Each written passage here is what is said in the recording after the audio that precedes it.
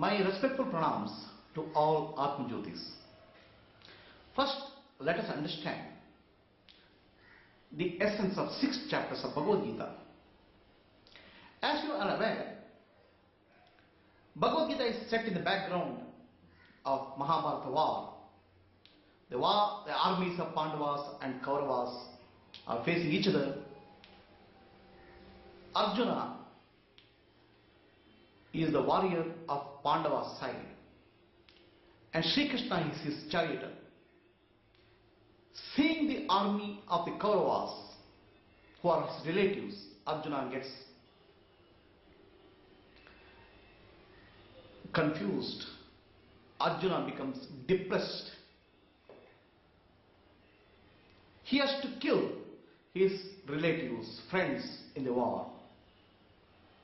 He drops his arms and surrenders to Krishna to ask him to show him the direction. The feeling of depression which Arjuna goes through is the first chapter of Bhagavad Gita.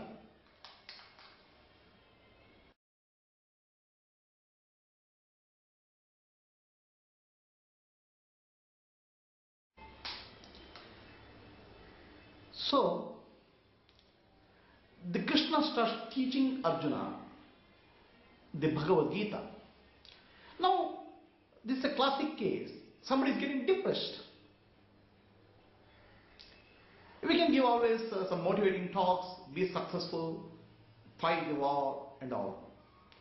But Krishna goes for the root treatment, the deeper treatment. All the depression in our life and suffering in our life is not caused by the superficial factors, but with the deep underlying ignorance and errors which we have. The problems are caused by the misunderstanding or ignorance of our true self. It is like this: somebody has a headache or stomachache. Now you can give a pill to reduce the problem. You can give a painkiller. But if the disease is cancer, it requires a deep treatment, maybe surgery. So Krishna does the surgery of Arjuna, a deeper treatment, goes deep into the problem of Arjuna, analyzes the problem and gives the appropriate remedy. The solution is not only applicable to Arjuna, solution is applicable to all of us. We are also faced war in life. The life has a lot of conflicts, variety of conflicts. We also undergo depression and suffering in life. And most often we try to find a patch up solution, surface level solution. It doesn't work. It requires a deeper treatment, a deeper understanding of life. That understanding is called spirituality. Sri Krishna administers the medicine of self-knowledge, Atma-Jnana, to Arjuna. That is the first chapter of Bhagavad Gita, the depression of Arjuna and the advice Sri Krishna starts giving him. The second chapter is called Sankhya Yoga, where Sri Krishna tells Arjuna about the knowledge of the self, Atma. The world has two kinds. One is called Purusha, consciousness, and Prakriti, nature. Everything what we see is material nature, manifest nature. The Purusha, consciousness, associated with the nature for the process of creation. But the problem starts when we identify with the nature. When the Purusha, consciousness, identifies with the nature. There he becomes subject to the turbulences, the suffering, the pain which he has to go through because of the modes of nature called gunas. Our real nature is consciousness, Chetana. But we identify with Achetana or unconscious, which is body, mind and intellect, which are products of Prakriti. To free this, to know who we are, is called Atma-Jnana. In second chapter, Sri Krishna gives Arjuna the Atma-Jnana, telling him who he is, the real self. And second chapter culminates in the description of a self-realized person, a person who is enlightened, called Sthita Prajna, who has become free from the influence of nature. That's called Mukti. The third chapter deals with Karma Yoga, performing actions in the world, doing our duty, what an individual self has to do, how he has to perform the duties, actions with respect to universe and the world, is what is called Karma Yoga. The fourth chapter deals with Jnana Yoga, how action leads to Jnana, knowledge, and how Jnana leads to right kind of action is called Jnana Yoga. The fifth chapter deals with Karma Sannyasa Yoga, how to act in the world, how to act in the world, do karma, but without getting affected by the karma phala, by dropping the attachment to the results of action, karma phala. It's called Karma Sannyasa Yoga, so that we can become free from disturbances in the Prakriti. And last is the sixth chapter of Bhagavad. Sixth chapter is called Dhyana Yoga, how we can meditate and get established in our true self. So these first 6 chapters together is about Tam, about yourself, about real me, not the apparent me. What my actions are, Karma Yoga, what I am, knowledge about myself, and how to find myself through meditation, Dhyana.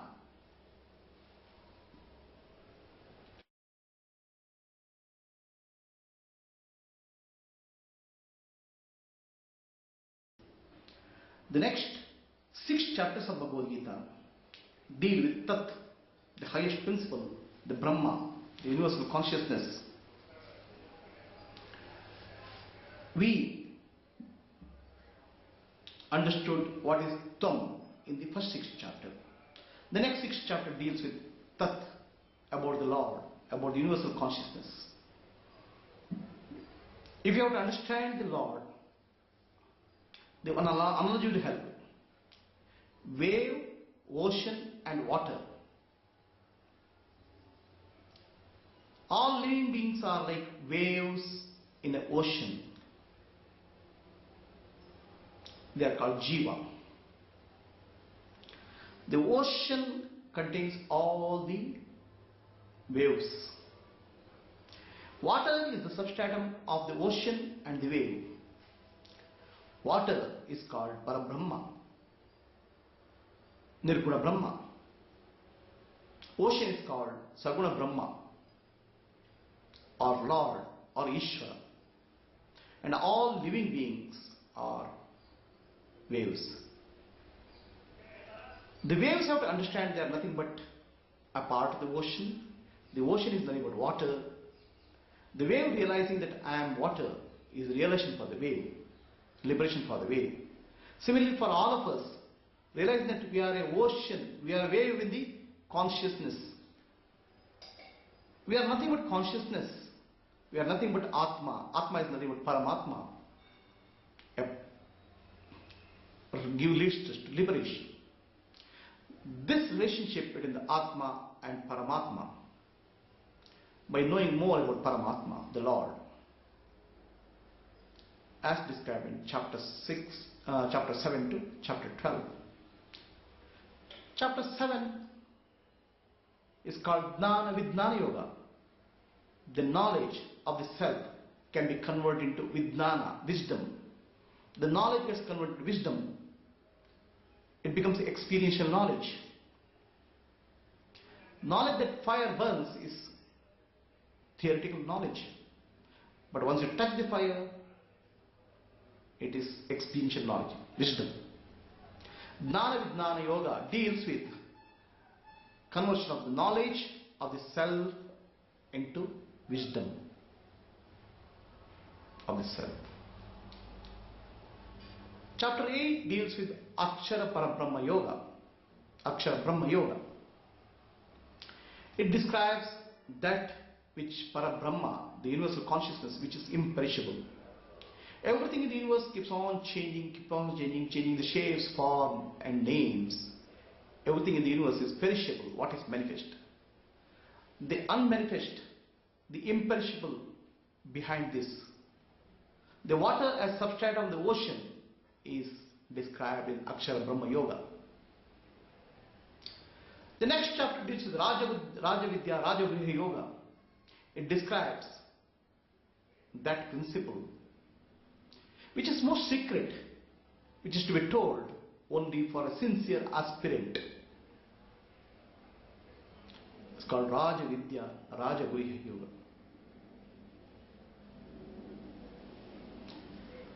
That after that comes the Vibhuti Yoga. The Lord or the consciousness, Atma, Paramatma, is the cause of all the causes. Everything existing in the universe is a manifestation of that Lord. Seeing the Vibhuti, the glory of the Lord in everything in the universe, is called Vibhuti Yoga. Vibhuti Yoga is about our understanding of the glory of the Lord. Vishwarupa Darshana Yoga is the experience of the glory of the Lord directly as Vishwarupa, seeing the divine behind the creation, Vishwarupa. This Vishwarupa happens, Vishwarupa Darshana happens not through the physical eyes, but through the eyes of the intellect. Intellect which is purified by the message of the Lord. Intellect which is purified by a pure life. Intellect which is established in higher consciousness is able to see the divinity in the creation. And 12th chapter is a Bhakti Yoga. When we see the creation and the creator, when we understand that and the glory of that in the form of creation, deep love develops in us. That's called Bhakti. To see the Lord in every living being, to serve the Lord through the beings in the universe. Doing of service as a devotional service to the Lord is called Bhakti Yoga. Now the Bhakti is not a Bhakti out of ignorance, but Bhakti out of true understanding of the Lord. It's a true devotion. It's a higher form of devotion. And doing devotional service to the Lord is Bhakti Yoga, 12th chapter.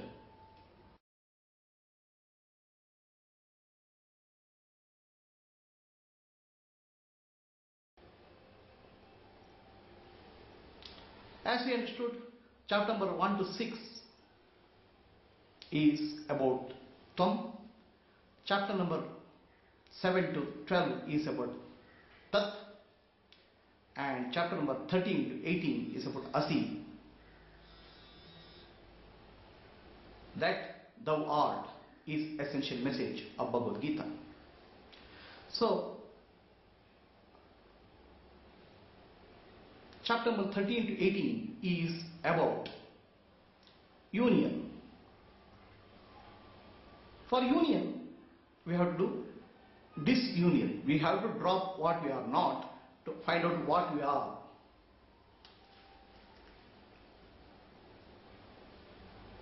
So chapter number 13 to 18 contains many of the chapters named as Vibhaga. Vibhaga means divide. So we have to separate out what is false from the real. First, there is 13th chapter. It's called Kshetra Kshetradna Vibhaga Yoga. The consciousness is the knower and the matter is the known. We have to separate out from matter the knower from the known. That's called Kshetra Kshetrajna Vibhaga Yoga. For doing that, we have to know the qualities of nature. The nature itself has three qualities: Sattva, Rajas and Tamas. Chapter number 40 is about Gunatraya Vibhaga Yoga. Tamas is dullness, laziness, inertness. Rajas is activity. Sattva is intelligence and happiness. We have to know, we have to move from Tamas to Rajas to Sattva. This is Gunatraya Vibhaga Yoga, and go beyond Guna. When you go beyond Gunas, 16th chapter tells us Purushottama Prapti Yoga. We attain oneness with the Lord. For that we have to cross all the three gunas: Tamas, Rajas and Sattva. And for that we have to develop the divine qualities, and we have to understand what are the demonic qualities. We have to acquire sadhana sampatti, the wealth of spiritual practices. This is called Daivasura Sampat Vibhaga Yoga. That is not just sufficient. We have to have faith, Shraddha. There are three kinds of Shraddha: Tamasic, Rajasic, Sattvic. We have to understand and develop the faith, Shraddha. Bhagavad Gita is not for blind belief. Bhagavad Gita is for understanding, experiencing. It is nothing about belief or commandment. But for that we have to develop deep faith, Shraddha. And once you do that, the last chapter says Moksha Sannyasa Yoga. We attain oneness with the Lord. For that, even we have to drop the desire for liberation itself. Because even the desire for liberation is also the mind. The nature of the self is already one with the Lord. Once we understand and drop the illusion, then we are already one with the Lord. That's called Moksha Sannyasa Yoga. So this is illustrated by a small story. There is a salt dog. It feels depressed because it's alone. The salt dog is advised by some friends: you are not alone. You come from a big family, a grand family. Ocean is your grandfather. Ocean has infinite salt. You have to realize you are coming from great Kandhani, great relationship. The salt dog decides to go and meet its grandfather, which is ocean. When it goes to the ocean, who comes back? Nobody. Ocean alone remains. Similarly, the ego, which I think I am, starts discovering the Paramatma, Lord. First, ego realizes oneness with the Atma, the self. The self experiences the union with the Paramatma by developing Shraddha, the faith, developing good qualities, good gunas, from Tamas to Rajas to Sattva and beyond Sattva, understanding the Lord. This is the summary of chapter number 14 to 18. This is Tattvam Asi. So together 18 chapters of Bhagavad Gita is the message of the Upanishads, Tattvam Asi, that you are. Understand who you are not, realize who you are, realize your relationship with the Lord, and with that process become peaceful and blissful. This is the essential message of Bhagavad Gita.